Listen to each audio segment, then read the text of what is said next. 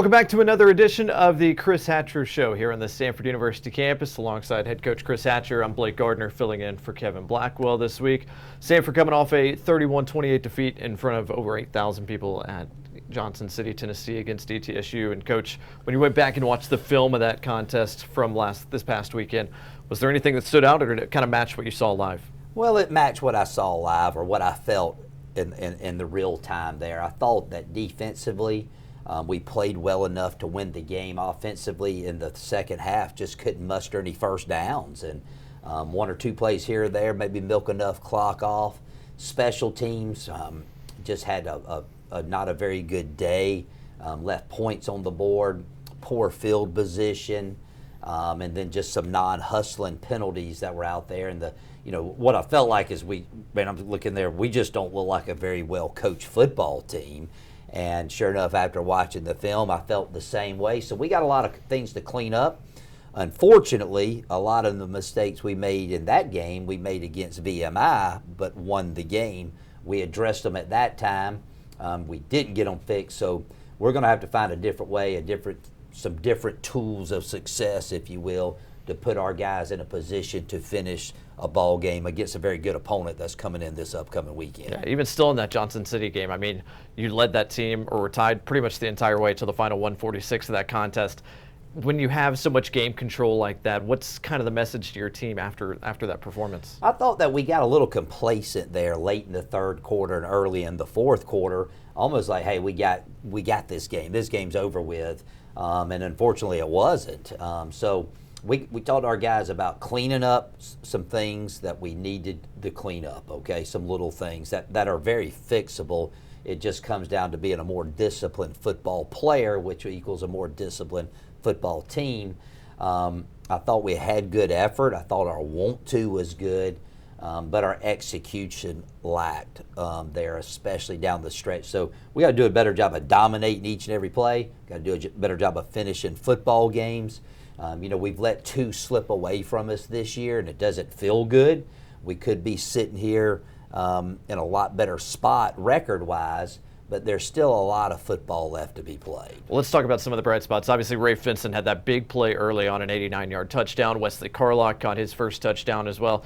E.J. Mason's got 4 touchdowns now in his last 2 games between the last 2 weeks. What have you seen from some of those guys that have stepped up in the wide receiver room? Well, we're getting more consistent there, okay, and we've kind of figured out who fits where out there. Now we got to get that and the O-line and the QB and we got to get everybody on the same page and find a way to stay in rhythm, okay? We big played our way through the game Saturday. We still haven't found that consistency in being able to move the ball for long periods of time, and that's something that we've been beating our heads against the wall to figure out. And hopefully now we kind of got a better idea of what our weaknesses are and what we're good at so that we can game plan accordingly. Defensively, you create 4 turnovers. I thought C.J. Douglas had another great game, had a big 4th down stop early, forced a fumble a couple of drives later.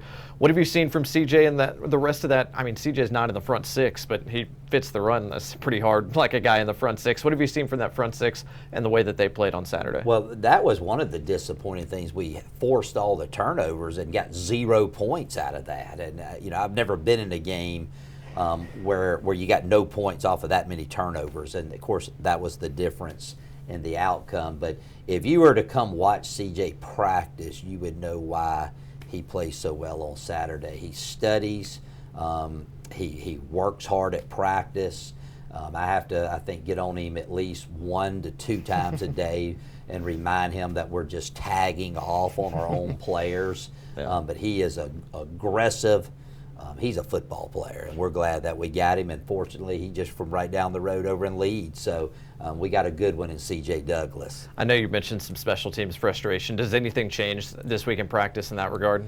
Yeah, there's no question about it. We're going to have some open competitions at some certain spots. We put out there who practices the best, and the guys that are out there, we feel like they're the best that we have. But we're just not getting the job done, and it's just not, our punters and our kickers, and I mean we're not covering well. We're talking a little bit too much after the play. we're just not executing well there. So we need to simplify some things and find some guys that have some confidence and a little moxie about them that'll go in there and do what they need to do when the time comes. Well, obviously you need a lot of confidence this week. The number 7 team in the country coming in here, the Mercer Bears, arguably the best defense in all of FCS so far this year.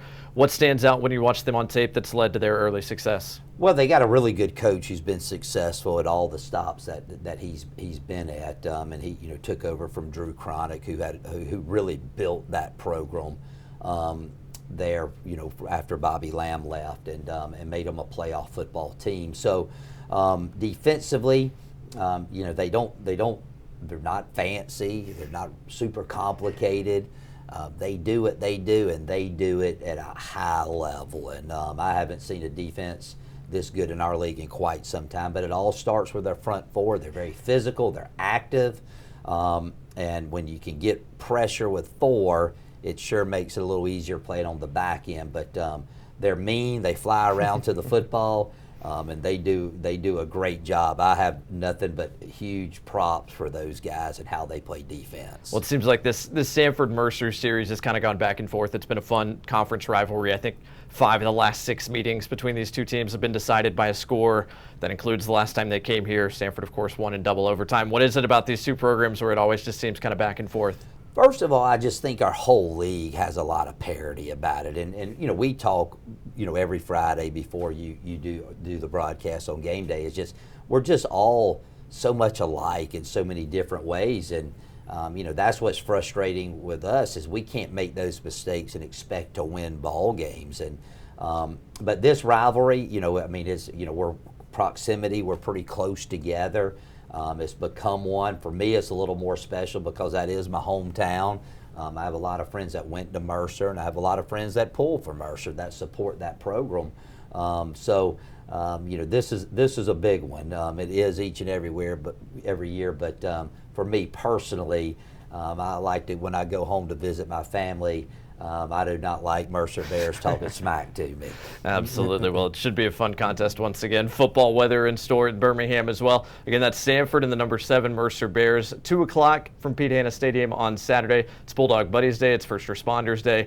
SamfordTickets.com to get your tickets to that game, or SamfordSports.com for more information. Coach, appreciate the time. Yep, appreciate you, man, filling in, and look forward to having a big game and a big crowd this upcoming weekend. As we host the Mercer Bears. Absolutely. Thanks for watching this edition of the Chris Hatcher Show. More from SamfordSports.com and the rest of the Samford team later on this week.